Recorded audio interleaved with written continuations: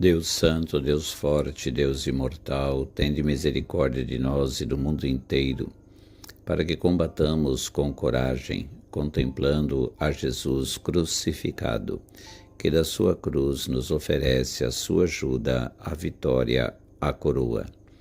Pelas 5 chagas gloriosas de nosso Senhor, iniciemos nossa reflexão e oração nesta sexta-feira da 10ª semana do Tempo Comum. Em nome do Pai, e do Filho, e do Espírito Santo. Amém.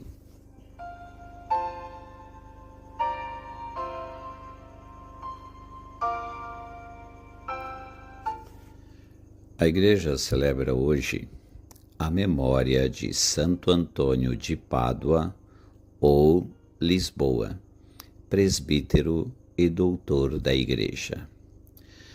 Antônio nasceu em Lisboa, Portugal, por volta do ano 1195. Foi batizado com o nome de Fernando, mas o seu sobrenome de família é incerto, embora seja comum referir-se como Bulhões.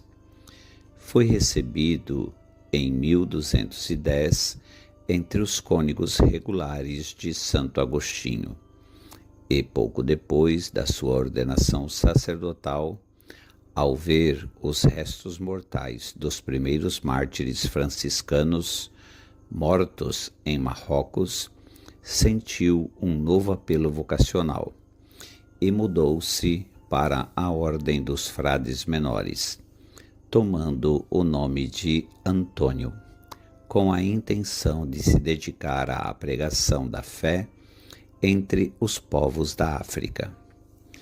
Mas foi na França e na Itália que ele exerceu com grande fruto o ministério da pregação, convertendo muitos hereges.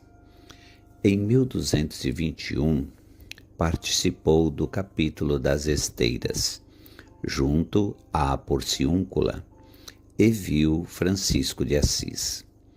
Depois de alguns anos no escondimento e na oração, começou a pregar com grande sucesso e frutos. Escreveu vários sermões, cheios de doutrina e de unção espiritual. Por ordem de São Francisco, ensinou teologia aos seus irmãos. Santo Antônio morreu em Pádua, na Itália, em 13 de junho de 1231, com 36 anos. Por isso, ele é conhecido também como Santo Antônio de Pádua. Antes de falecer, nas portas de Pádua, Santo Antônio diz: Ó Virgem gloriosa, que estais acima das estrelas. E completou: estou vendo o meu Senhor. Em seguida, faleceu. Os meninos da cidade logo saíram a dar a notícia. O santo morreu. E em Lisboa, os sinos das igrejas começaram a repicar sozinhos. E só depois o povo soube da morte de Antônio.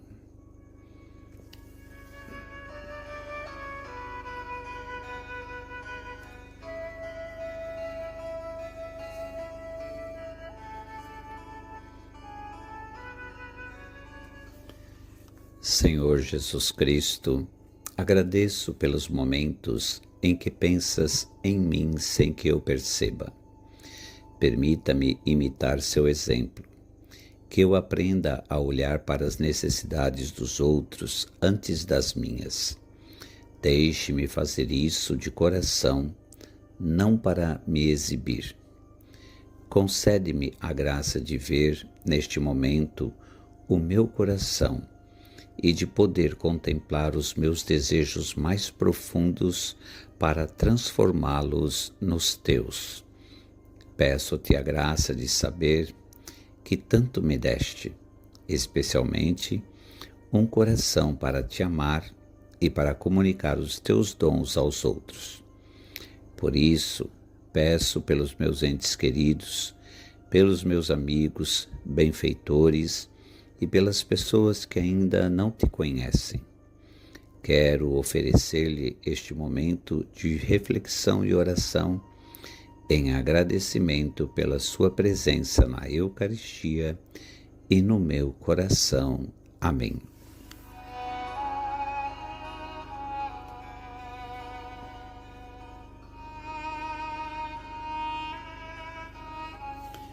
Meus irmãos e minhas irmãs, a liturgia de hoje nos coloca diante da segunda carta de São Paulo aos Coríntios, capítulo 4, versículos de 7 a 15. E gostaria de destacar com vocês o versículo 7 que nos diz: trazemos este tesouro em vasos de barro.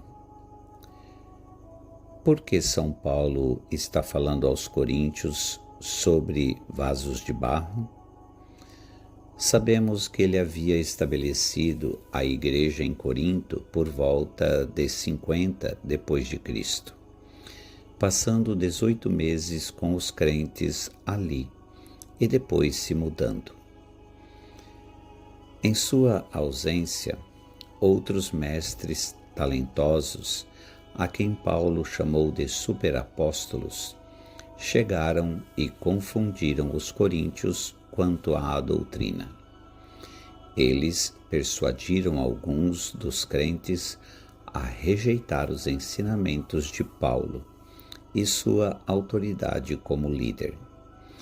Então, Paulo fez uma dolorosa revisita e muitos crentes retornaram a ele, mas não todos.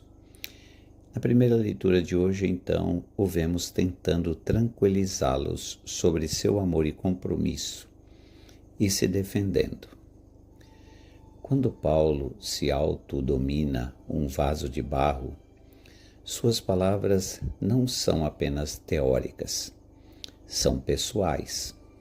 Os coríntios ficaram impressionados com os superapóstolos. Eles eram ricos, bem-sucedidos e articulados. Paulo, por outro lado, era pobre, faltava-lhe eloquência e trabalhava como operário. Mudava-se de um lugar para o outro. Não era estranho à perseguição e era frequentemente espancado pelas multidões. Naturalmente, os coríntios preferiam os outros. Mas o próprio Jesus se fez pobre, embora fosse rico, tanto que toda a sua vida culminou na humilhação da cruz. Assim, quando os coríntios desaprovaram Paulo por causa de sua fraqueza, também rejeitaram Jesus, o verdadeiro tesouro em vasos de barro. Paulo nos lembra que o verdadeiro discipulado não se trata de impressionar ou receber elogios.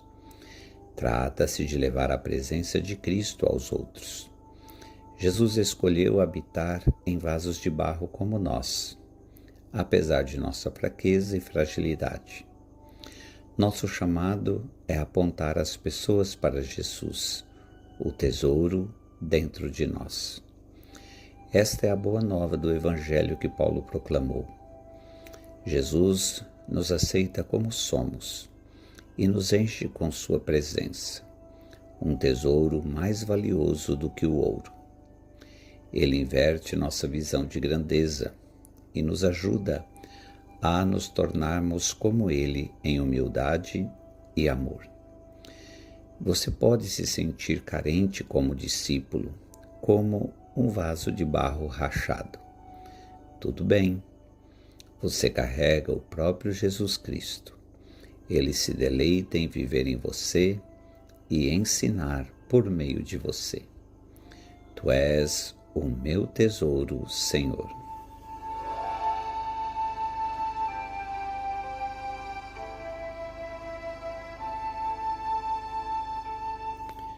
Oremos juntos esta palavra. Eu te bendigo, Pai bom, porque pela palavra de Jesus me escolheste como teu servo, para glorificar o teu nome santo. Eu te bendigo, Senhor Jesus, pela tua morte e ressurreição, porque por meio delas venceste a minha morte e me preparaste para a ressurreição. Eu te ofereço, Espírito Santo de Deus, como sacrifício de louvor, os meus olhos e as minhas mãos, para que me defendas de todo o escândalo causado ou sofrido, e purifiques toda a minha sensibilidade humana. Glória a ti, Trindade Santíssima, pelos séculos dos séculos. Amém.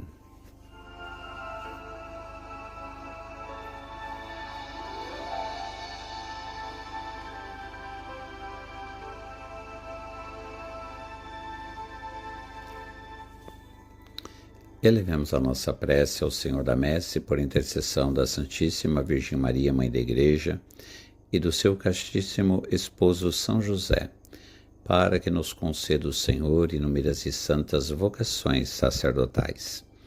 Ave Maria, cheia de graça, o Senhor é convosco. Bendita sois vós entre as mulheres, e bendito é o fruto do vosso ventre, Jesus. Santa Maria, Mãe de Deus, rogai por nós, pecadores, agora e na hora de nossa morte. Amém. Maria, Mãe da Igreja, rogai por nós. São José, rogai por nós. Por intercessão da Santíssima Virgem Maria, Senhora das Mercês, Mãe de Misericórdia e Redentora dos cativos, e de Santo Antônio de Pádua, o bom Deus te abençoe e te guarde. Pai, e Filho, e Espírito Santo. Amém. Até amanhã, se Deus assim o permitir.